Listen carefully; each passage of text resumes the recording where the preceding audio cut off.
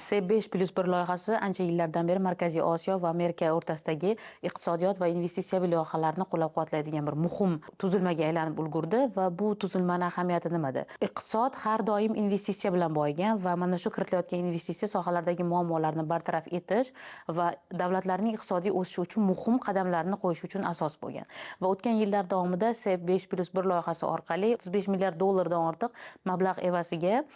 Markaziy Osiyoda investitsiya kiritildi va iqtisodiy o'sishga erishildi. Keyingi 10 yillikda ham bu loyihalarni 100 milliard AQSh dollaridan ortiqroq mablag'ini sarflagan holda investitsiya kiritish nazarda tutilyapti va buni ma'lumotlarni albatta Amerikan prezidenti o'z sahifasida bildirgan ma'lumotda ham yozib qoldirdi va O'zbekiston so'nggi yillarda ishonchli hamkorga aylanib borayotganligi, Markaziy Osiyoning yuragi sifatida O'zbekistonga investitsiyani jalb qilish, mineral o'g'itlarni qazib olish, ularni chuqur ishlash va amaliyotga tatbiq etish borasida tajribani yanada kengaytirishga bir muhim asos bo'lib xizmat qilayotganligini ham aytib o'tdi. Albatta, xavfsizlik masalasi, investitsiyaviy munosabatlarni yanada kengaytirish, savdo logistika munosabatlarini mustahkamlash kabi masalalar ham sammit doirasida ko'rib chiqildi va O'zbekiston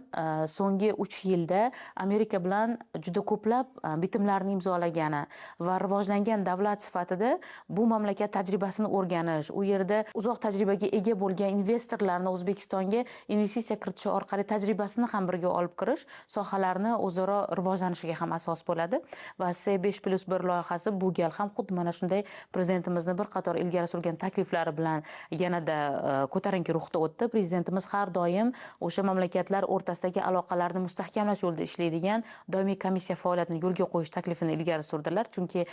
hamkor tashkilotlar va hamkor mamlakatlar o'rtasida doimiy muloqot bo'lishi kerak va kiritilgan investitsiya ayni qaysi yo'nalishda ekanligi, nimalarga xizmat qilayotganligi va natijasi nimadan iborat bo'layotganligi har doim tahlil qilib borilishi kerak va rivojlanishning asosiy omili ham muammolarni bartaraf etish orqali iqtisodiy o'sishni ta'minlashda va C5+1 loyihasi so'nggi yillarda mana shu muammoli vaziyatlarni bartaraf etish, iqtisodiy o'sishga erishish va iqtisodiy o'sish orqali aholi bandligini ta'minlash, aholini farovon hayotini ta'minlash borasida o'zini ijobiy natijasini berib boryapti va o'ylaymizki, bu galgi sammitda ham bir qator loyihalar ilgari surildi, tashabbuslar ilgari surildi va bularni amaliyotga tatbiq etilishi o'z navbatida har bitta mamlakatni